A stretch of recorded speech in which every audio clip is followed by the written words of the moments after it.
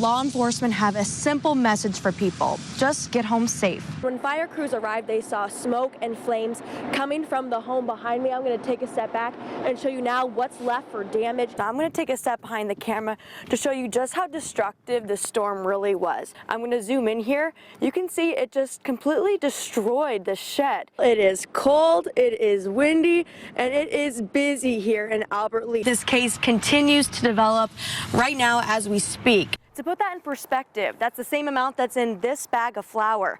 Police say that's a lot to find at one location and has the street value of $65,000. It's called endoscopic lung volume reduction.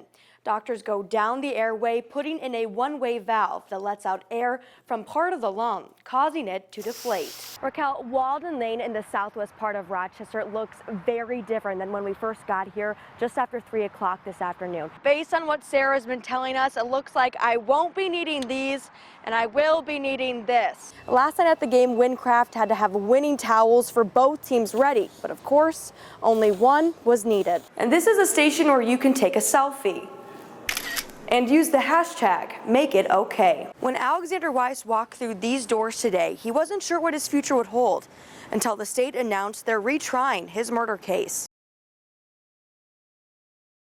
We're disappointed because we believe truly that he's not guilty. At this point, all systems are heading towards just getting it rescheduled. It's back to the drawing board for both sides as they prepare for what's expected to be a second trial. As for Weiss, he just continues to wait. Well, can you imagine what your life is like having a pending case where you've been accused of second-degree murder and not knowing what the outcome's going to be and believing in your heart of hearts that you're not guilty? It all came down to the jury not being able to come to a unanimous decision whether Weiss did in fact act in self-defense on that fateful January day back in 2018. A complex concept that the state hopes to better clarify next time. There's just a lot of things that go on in our communities and our societies and the way we are kind of brought up that it created some significant challenges, but yet people were very strong in their positions apparently in the jury room. When we drive on Highway 52 behind me, we often pass by reminders from the Minnesota Department of Transportation that tell us to be safe on the road. Well, this week's sign really says it all. Let me take a step behind the camera so you can see it for yourself. I'll zoom in here and focus up. It says here, fasten your seatbelt so the turkey can make it.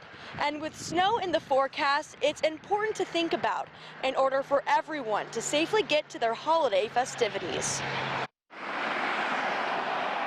Whether you head south on Highway 52 or navigate east on Interstate 90, expect to see more vehicles on the road as you travel to your Thanksgiving destination. It's one of the most traveled weekends, so any weather you've got is going to have an impact.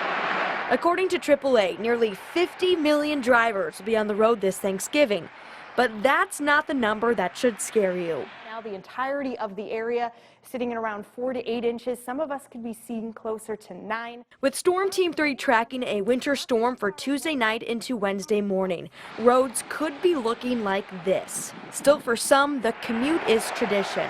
We have the same plans we have every year to go to relatives. For others, avoiding the voyage is ideal. You know, not take the chance to maybe get in an accident or something, because snow is icy and scary to drive on. But there are things you can do to make sure everyone gets to their holiday celebration safely. Don't drive unless I have to. And I've got four-wheel drive in my pickup, and my wife has all-wheel drive in her car. So slow down, pay attention, keep your eyes on the road. So once that snow starts falling, make sure your headlights are on and your cruise control is off. And of course, when snow clouds are out on the road, give them some room so they can get their job done. Reporting live in Rochester, Calyn Thompson, KIMT News 3. In the land of 10,000 lakes, what you catch is a big deal. But what you use to catch it can make a big difference. What's a bullhead, Zach? You caught a bullhead. It's the catch of the day. Nice.